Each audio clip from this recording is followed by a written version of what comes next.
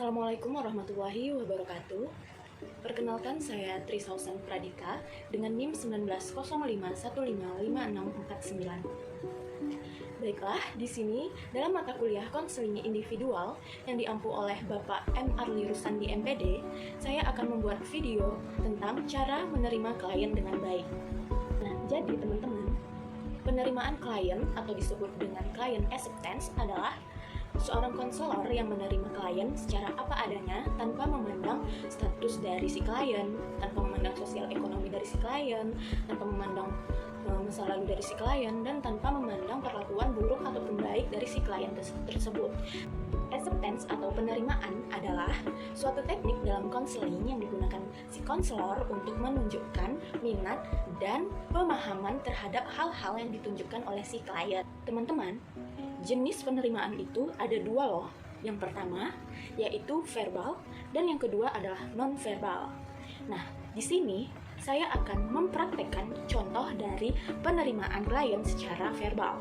Mari disimak ya. Nah, penerimaan klien secara verbal, contohnya adalah seperti ini. Ketika si klien bercerita dengan si konselor dapat menunjukkan atau mengatakan ini. Oh iya, teruskan. Nah, dengan menunjukkan hal seperti itu, si klien akan merasa bahwa si konselor itu menerima dirinya secara utuh. Nah, contoh yang kedua yaitu ketika si klien sedang berbicara dan si konselor memberikan respon seperti ini. Saya dapat memahami apa yang kamu rasakan.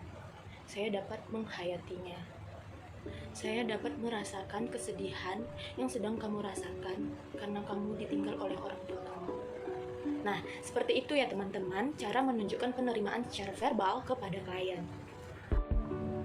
Kita masuk ke jenis penerimaan yang kedua, yaitu non-verbal. Contoh dari penerimaan non-verbal itu adalah dengan menganggukkan kepala, lalu mencondongkan badan ke depan mendekati si klien supaya kita dapat mendengarkan lebih jelas apa yang dikatakan oleh si klien. Yang ketiga, memelihara kontak mata. Jadi konselor harus selalu memelihara kontak matanya terhadap si klien. Jangan melihat ke lain arah. Kemudian yang terakhir yaitu dengan merubah mimik. Apabila si klien merasa sedih, si konselor harus menunjukkan mimik wajah yang sedih juga, supaya si klien merasa bahwa si konselor menerima dirinya secara utuh. Setelah kita memahami jenis penerimaan klien yaitu verbal dan non-verbal, selanjutnya kita akan mempraktekkannya. Contohnya seperti ini, percakapan antara klien dan konselor. Klien, Bu, beberapa hari ini saya merasa kesepian karena saya ditinggal pacar saya, Bu. Konselor, saya dapat memahami apa yang kamu rasakan, Nak. Klien, bagaimana tidak, Bu? Biasanya setiap hari dia selalu datang ke rumah saya. Sekarang tidak lagi. Konselor, kamu yang sabar ya, Nak. Seperti itu cara menunjukkan penerimaan terhadap klien. Contoh kedua, antara klien dan konselor. Klien, Bu, saya merasa sedih.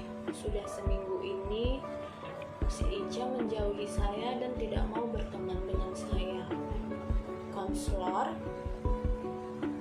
Ibu dapat memahami kesedihan yang kamu rasakan karena Ica tidak mau berteman dengan kamu, Nak.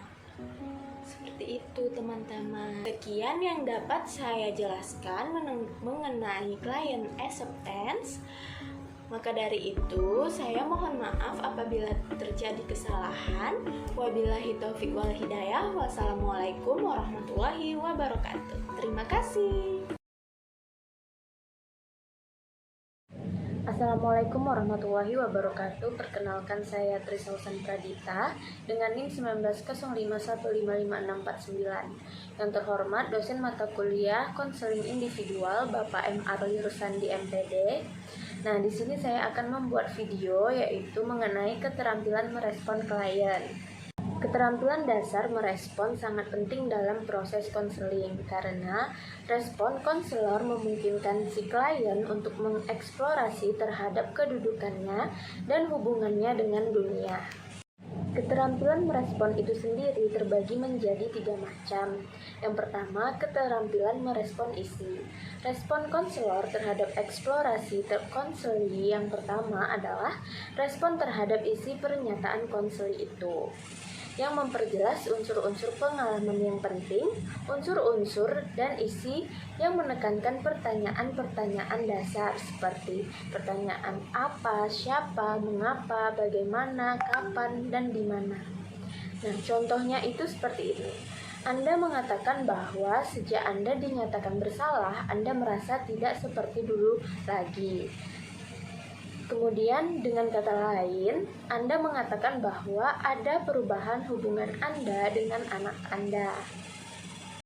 Kemudian keterampilan merespon isi itu terbagi menjadi 3 macam, teman-teman. Yang pertama yaitu merespon ekspresi konseli secara kronologis. Yang kedua, merespon ekspresi konseli berdasarkan pentingnya. Dan yang ketiga yaitu merespon ekspresi konseli berdasarkan hubungan sebab akibat. Nah, keterampilan merespon yang kedua yaitu adalah keterampilan merespon perasaan. Merespon perasaan adalah keterampilan yang paling penting dalam memberikan bantuan karena perasaan merefleksi pengalaman tentang diri klien sendiri terhadap dunia mereka. Seperti halnya yang konselor tunjukkan dalam pemberian empatinya terhadap konseli melalui respon isi. Konselor dapat pula menunjukkan pemahamannya terhadap pengalaman-pengalaman konseli dengan merespon pada perasaan yang diekspresikan oleh si konseli. Respon perasaan itu sendiri meliputi yang pertama mengajukan pertanyaan empati, yang kedua menjawab pertanyaan empati. Yang ketiga yaitu mengembangkan respon yang dapat dipertukarkan. Yang keempat, mengembangkan kata-kata perasaan. Dan yang kelima, merespon perasaan senang. Dan yang terakhir yaitu respon terhadap rasa marah. Nah, keterampilan merespon konseli yang terakhir yaitu adalah keterampilan merespon arti, di mana keterampilan merespon arti ini adalah kombinasi dari respon isi dan respon perasaan. Isi digunakan untuk membuat perasaan menjadi berarti. Misalnya seperti ini. Ahmad merasa senang karena dia naik kelas. Kita dapat melatih merespon arti dengan memberikan isi pada respon perasaan yang berbeda-beda yang kita alami dalam kehidupan kita sendiri dan kehidupan orang lain. Contohnya seperti ini. Roni merasa sedih karena dia tidak lulus. Nah, si konselor itu merespon dengan memberikan respon yang berisi motivasi supaya si Roni ini terus ingin maju untuk memperbaiki ketidaklulusannya tersebut dengan cara belajar lebih giat lagi, mengatur waktu belajar, dan tidak bermalas-malasan.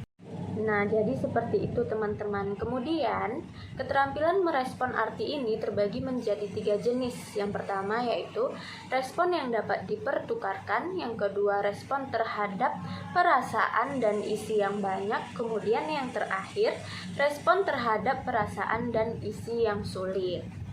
Nah, jadi itulah tadi keterampilan merespon konseli yang harus dikuasai oleh para konselor agar dapat memahami dan merespon si konselinya sesuai dengan yang diinginkan si konseli, agar terjadi proses konseling yang baik dan lancar. Baiklah teman-teman sekalian, sekian yang dapat saya sampaikan. Saya mohon maaf apabila ada kesalahan. Wabillahi taufiq wal hidayah. Wassalamualaikum warahmatullahi wabarakatuh. Terima kasih. Assalamualaikum warahmatullahi wabarakatuh. Perkenalkan saya Trisausan Pradita dengan NIM 1905155649. Baiklah, di sini saya akan membuat video mengenai keterampilan pertanyaan tertutup dan terbuka. Sebelum itu, yang terhormat dosen mata kuliah konseling individual yaitu Bapak M. Arli Rusandi MPD. Keterampilan mengajukan pertanyaan tertutup maupun terbuka dalam suatu konseling sangatlah diperlukan. Mengapa? Karena dengan bertanya, maka si konselor akan mendapatkan banyak informasi dari si konseli. Nah, perlu teman-teman ketahui bahwa pertanyaan terbuka adalah pertanyaan yang sifatnya itu objektif, mengarahkan orang yang ditanyai dan menghasilkan jawaban yang terdiri dari banyak kata yang membuat si konseli itu berpikir untuk menjawab pertanyaan tersebut. Bagaimana contoh dari pertanyaan terbuka? Nah, misalnya seperti ini. Dalam suatu konseling, ada konseli yang merasa dibully oleh teman-temannya, tapi dia tidak bisa mengekspresikan perasaannya kepada si konselor. Nah, si konselor perlu memberikan pertanyaan terbuka seperti ini misalnya. Setelah kamu dibully, bagaimana perasaan kamu? Nah, si konseli bisa menjawabnya dengan berpikir sehingga memunculkan banyak kata dalam menjawab pertanyaan tersebut. Misalnya yang kedua, apa yang terjadi setelah mereka membuli kamu? Seperti itu, teman-teman. Kemudian, bagaimana pendapat teman-teman dan guru kamu melihat kamu dibully oleh teman-teman kamu? Nah, kan kalau di situ kita bisa lihat bahwa pertanyaan tersebut membutuhkan pemikiran untuk menjawabnya dan memunculkan banyak kata-kata. Nah, itulah yang disebut dengan pertanyaan terbuka. Nah, konselor harus pandai dan harus bisa memberikan pertanyaan kepada si konseli sehingga dia dapat memperoleh banyak informasi. Nah, kemudian kita masuk ke pertanyaan tertutup.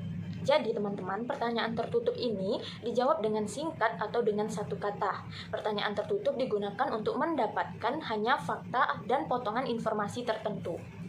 Contoh dari pertanyaan tertutup adalah misalnya seperti ini. Setelah si konseli bercerita dengan si konselor, kemudian si konselor bertanya kepada si konseli seperti ini. Siapa yang membuli kamu? Nah, maka si konseli akan menjawab dengan satu kata, yaitu seperti si Rifka, Bu, yang membuli saya. Nah, jawabannya di situ kan cuman Rifka, jadi tidak membutuhkan pemikiran yang mendalam dan tidak perlu mendeskripsikan pertanyaan yang diajukan oleh si konselor tersebut. Kemudian contoh pertanyaan tertutup berikutnya adalah ketika dia dibully, si konselor bertanya, apakah kamu sudah ada bercerita mengenai hal ini dengan wali kelasmu? Nah, konseli bisa menjawab ya atau tidak. Cukup segitu saja karena ini merupakan pertanyaan tertutup. Nah, itulah tadi contoh dari pertanyaan tertutup, teman-teman. Nah, pertanyaan tertutup itu sendiri adalah pertanyaan yang menghentikan percakapan. Pertanyaan tertutup tidak mengundang orang-orang untuk menjelaskan atau menceritakan mengenai diri mereka. Nah, untuk menjadi konselor yang hebat harus memiliki keterampilan bertanya, baik menggunakan pertanyaan tertutup maupun pertanyaan terbuka, agar dapat memperoleh informasi dengan mudah melalui pertanyaan tersebut terhadap si konseli. Nah, itu tadi pemaparan materi mengenai keterampilan bertanya dengan pertanyaan tertutup dan terbuka. Saya rasa cukup sekian. Semoga teman-teman semua paham dengan penjelasan saya. Saya akhiri. Wabillahi taufiq wal hidayah. Wassalamualaikum warahmatullahi wabarakatuh. Terima kasih.